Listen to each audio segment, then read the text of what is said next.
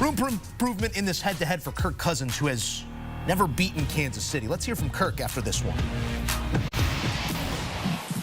All right, I'll start and then take any questions. Disappointing night tonight.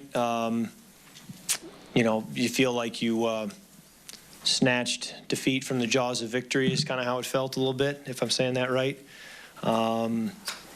You know, it's a great atmosphere tonight. Our fan base was phenomenal. It was a great environment, and it was great to start fast. I was really proud of the way our defense held up in the second half and kept getting us the ball back, giving us opportunities. And, you know, there's just plenty I can point to that wasn't good enough to win this game tonight, but still felt like it was right there for us to win. And when you don't do it, it leaves you with a pretty sickening feeling. So that's life in this league, and we got to, you know, build from it.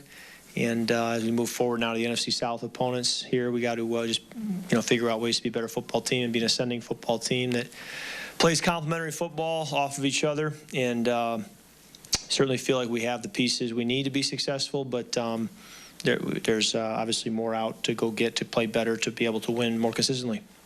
Take any questions you have.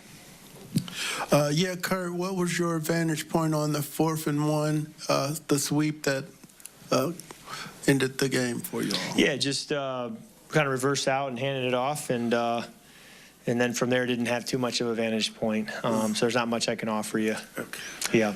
And last week I ended with a question on the third downs on start this week. It's the same, 2 and 9. Yep. Where y'all got to dig down in there to you know, get some continuity, get the third downs going for you. Yes. I think, you know, it's important that we stay in third and manageable, and I think we were in better third and manageable tonight than we were week 1. But you know, we've got to you know, do all the things you got to do on third down, which is to you know, see it right, throw it right with accuracy, get the ball out, you know, protect well, get open, all those things, and haven't been good enough. Got to be better moving forward. And I'm sorry I gave up the mic, sorry.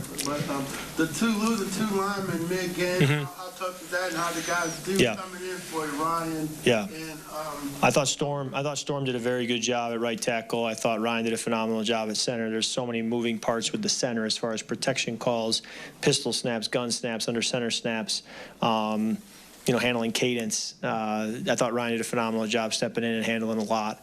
It'll be good to have a week's worth of work with him coming up to build that rapport further. But Storm and him both, I think, stepped up in a major way.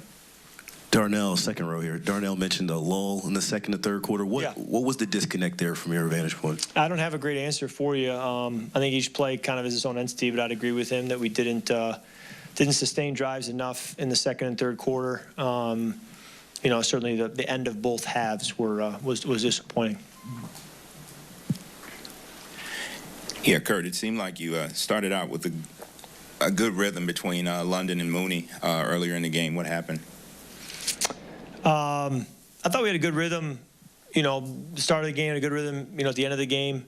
As we were alluding to, there did seem to be a bit of a lull in the middle of the game, and you know, for any number of reasons. Kind of each play is its own entity.